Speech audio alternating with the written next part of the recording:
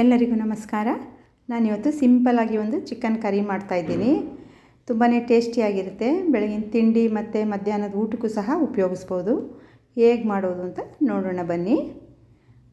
ಮೊದಲಿಗೆ ನಾನಿಲ್ಲಿ 1 kg chicken ತೊಗೊಂಡಿದ್ದೀನಿ. ಅದನ್ನು ಚೆನ್ನಾಗಿ ವಾಶ್ ಮಾಡಿ ತೆಗೆದಿಟ್ಕೊಂಡಿದ್ದೀನಿ. ಹಾಗೆ ಒಂದು ಮಸಾಲೆ ರೆಡಿ ಮಾಡೋದಕ್ಕೆ ಅಂತ ನಾನಿಲ್ಲಿ 1 ಹಿಡಿಯಷ್ಟು ಗೋಡಂಬಿ, ಸ್ವಲ್ಪ ಗಸಗಸೆ, ಚಕ್ಕೆ, ಲವಂಗನ ಒಂದು ಅರ್ಧ ಗಂಟೆ ನೀರಲ್ಲಿ ನೆನೆ ಹಾಕಿಟ್ಕೊಂಡಿದ್ದೀನಿ. ಅದರ ಜೊತೆಗೆ ಸ್ವಲ್ಪ ಶುಂಠಿ, ಬೆಳ್ಳುಳ್ಳಿ ಹಾಗೂ 2 ಟೇಬಲ್ ಚಮಚದಷ್ಟು ತೆಂಗಿನಕಾಯಿ ತುರಿ ತೊಗೊಂಡಿದ್ದೀನಿ. ಈಗ ಇದನ್ನೆಲ್ಲ ಮಿಕ್ಸಿ ಜಾರ್ಗೆ ಹಾಕ್ಕೊತಾ ಇದ್ದೀನಿ.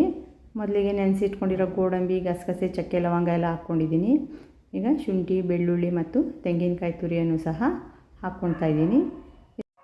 ಈ ಗ್ರೇವಿ ನೀವು ನೋಡೋದಕ್ಕಷ್ಟೇ ಅಲ್ಲ, ರುಚಿನೂ ಸಹ ಬೇರೆ ರೀತಿಯಲ್ಲೇ ತುಂಬಾ ಚೆನ್ನಾಗಿರುತ್ತೆ. ಈಗ ನೋಡಿ, ಇದಕ್ಕೆ ನಾನು ಒಂದು 3 ಟೊಮೊಟೊವನ್ನು ಸಹ ಕಟ್ ಮಾಡಿ ಸೇರಿಸ್ಕೊತಾ ಇದ್ದೀನಿ. ಅದರ ಜೊತೆಗೆ ಸ್ವಲ್ಪ ಕೊತ್ತಂಬರಿ ಸೊಪ್ಪನ್ನು ಹಾಕ್ಕೊಂಡು ಒಂದು ಸ್ವಲ್ಪ ನೀರು ಹಾಕ್ಕೊಂಡು ರುಬ್ಕೋತಾ ಇದ್ದೀನಿ. ಈಗ ನೋಡಿ, ಇದನ್ನು ರುಬ್ಕೊಂಡಿದ್ದಾಗಿದೆ. ಇದಕ್ಕೆ ಖಾರಕ್ಕೆ ಎಷ್ಟು ಬೇಕೋ ಅಷ್ಟು ಖಾರದ ಪುಡಿ ಮತ್ತು ಮಸಾಲೆ ಪುಡಿ ಹಾಕ್ಕೋತಾ ಇದ್ದೀನಿ. ನೀವು ನಿಮ್ಮ ಮನೆ ಅಳತೆಗೆ ಎಷ್ಟು ಬೇಕೋ ಅಷ್ಟು ನೋಡಿಕೊಂಡು ಖಾರ ಹಾಕ್ಕೊಳ್ಳಿ. ಈಗ ಒಂದು ಕುಕ್ಕರ್ ತೊಗೊಂಡಿದ್ದೀನಿ. ಇದಕ್ಕೆ ತೊಳ್ಕೊಂಡಿರೋ ಚಿಕನ್ ಎಲ್ಲ ಹಾಕ್ಕೊತಾ ಇದ್ದೀನಿ. ಅದ್ರ ಜೊತೆಗೆ ನಾನಿಲ್ಲಿ ಒಂದು ಅರ್ಧ ಕಪ್ಪಷ್ಟು ಗಟ್ಟಿ ಮೊಸರನ್ನು ಸಹ ಹಾಕ್ಕೊತಾ ಇದ್ದೀನಿ. ಅದ್ರ ಜೊತೆಗೆ ರುಬ್ಕೊಂಡಿರೋ ಮಸಾಲೆ ಎಲ್ಲ ಸೇರಿಸ್ಕೊಂಡು ರುಚಿಗೆ ಎಷ್ಟು ಬೇಕೋ ಅಷ್ಟು ಉಪ್ಪು ಹಾಕ್ಕೊಂಡು ಅಳತೆಗೆ ತಕ್ಕಷ್ಟು ನೀರು ಹಾಕ್ಕೊಂಡು ಈಗೆಲ್ಲ ಚೆನ್ನಾಗಿ ಮಿಕ್ಸ್ ಮಾಡ್ಕೋಬೇಕು. ನೀರನ್ನು ನಿಮ್ಮನೆ ಅಳತೆ ಗ್ರೇವಿಗೆ ಎಷ್ಟು ಬೇಕೋ ಅಷ್ಟು ನೋಡಿಕೊಂಡು ನೀರು ಹಾಕ್ಕೊಳ್ಳಿ. ಎಲ್ಲ ನೋಡಿ, ಎಲ್ಲ ಮಸಾಲೆ ಎಲ್ಲ ಹೊಂದ್ಕೊಳ್ಳೋ ಹಾಗೆ ಈಗ ಒಂದು ಸರಿ ಚೆನ್ನಾಗಿ ಮಿಕ್ಸ್ ಮಾಡಿ ಇದನ್ನು ಬೇಯೋದಕ್ಕೆ ಇಡ್ತಾಯಿದ್ದೀನಿ.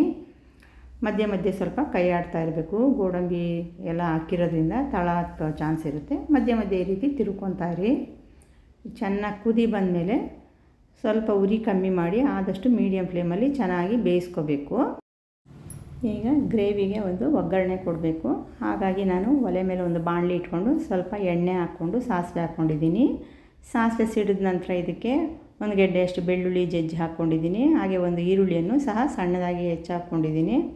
ಸ್ವಲ್ಪ ಅರಿಶಿಣದ ಪುಡಿಯನ್ನು ಹಾಕ್ಕೊಂಡು ಈಗ ಹಸಿ ವಾಸನೆ ಹೋಗೋವರೆಗೂ ಚೆನ್ನಾಗಿ ಹುರ್ಕೋಬೇಕು.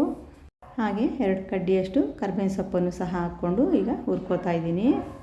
ಇದನ್ನು ಸ್ವಲ್ಪ ಹೊತ್ತು ಹುರ್ಕೊಂಡ್ರು ಸಾಕಾಗುತ್ತೆ. ಈಗ ನೋಡಿ, ಚಿಕನ್ ಬೇಯ್ತಾ ಇದೆಯಲ್ವ, ಇದಕ್ಕೆ ಸೇರಿಸ್ಕೊಂಡು ಒಂದು 5 ನಿಮಿಷ ಕುದಿಸ್ಕೊಂಡ್ರೆ ಸಾಕು. ಚೆನ್ನಾಗೆಲ್ಲ ಮಿಕ್ಸ್ ಮಾಡಿಬಿಟ್ಟು ಒಂದು 5 ನಿಮಿಷ ಚೆನ್ನಾಗಿ ಕುದಿಸ್ಕೊಳ್ಳಿ. ನೋಡಿದ್ರಲ್ವಾ ಚಿಕನ್ ಗ್ರೇವಿ ಹೇಗೆ ಮಾಡೋದು ಅಂತ. ಇದು ನಿಮ್ಗೆ ಇಷ್ಟ ಆಯಿತು ಅಂದ್ಕೋತೀನಿ. ಇಷ್ಟ ಆದರೆ ಒಂದು ಲೈಕ್ ಮಾಡಿ, ಹಾಗೆ ಬೇರೆಯವ್ರಿಗೂ ಶೇರ್ ಮಾಡಿ.